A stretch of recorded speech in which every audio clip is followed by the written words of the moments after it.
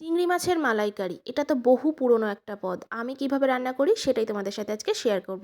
প্রথমে নারকেল কোড়াটা বেটে নিয়ে দুধটাকে বার করে রেখে দেবো। এরপর মগজদানা আর কাজুটাকেও পেস্ট করে রেখে দেবো। এরপর সাদা তেল গরম করে নুন হলুদ মাখানো চিংড়ি মাছগুলো দিয়ে উল্টে পাল্টে লাল করে ভেজে তুলে নেব।